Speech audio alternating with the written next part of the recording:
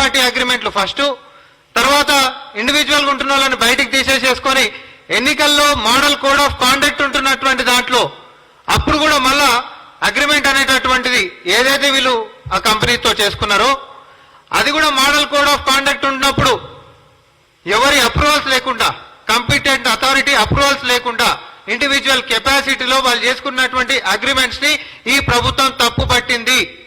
ఎందుకంటే అది చట్ట వ్యతిరేకము. దానికి సంబంధించి ఆ యొక్క ఉన్నతాధికారిని వివరణ కోరుతూ 7 రోజుల్లో ఇవ్వాల్సిందిగా మేము అనేటటువంటి సర్కార్ తనకిచ్చింది అరవింద్ కుమార్ గారికి. అయితే ఆ రోజు ఎంఐండ్-యూడీకి మంత్రి లెక్క ఉంటున్నటువంటి కేటీఆర్ గారి కనుసన్నల్లో కేవలం కాంగ్రెస్ పార్టీ నుంచి మేము అనేది ఒకటే, అరవింద్ కుమార్ అనేటటువంటి ఒక ఉన్నతాధికారి పాత్రదారుడు మాత్రమే, కానీ అసలు సూత్రధారుడు కేటీఆరే.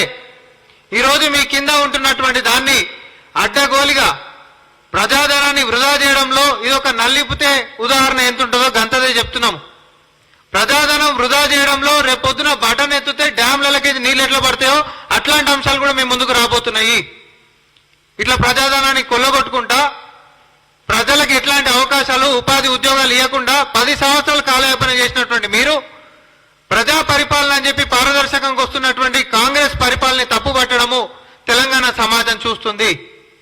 కాబట్టి మీరు దీనికి నైతిక బాధ్యత తీసుకోవాలి. రానున్నటువంటి 7 రోజులలో మరి వివరణ కోరితే నిర్ణయం క్యాన్సిల్ చేసినప్పుడేమో ట్వీట్ ద్వారా చెప్పినటువంటి కేటీఆర్ గారు మరి మెమో ఇచ్చి 7 రోజులు చెప్పాలంటే 2 రోజులు అయిపోయింది. దీని గురించి ఎందుకు ప్రస్తావిస్తలేరండి?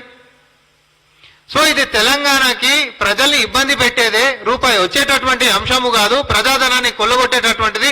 మీ విలాసాలకి ప్రజల మీద పెత్తందారి వ్యవస్థ చూసినామా మేము ఎట్లా సాగిస్తున్నామో అని మీరు ప్రపంచానికి చూపించేటటువంటి దాని లెక్కనే కాంగ్రెస్ పార్టీ చూస్తుంది.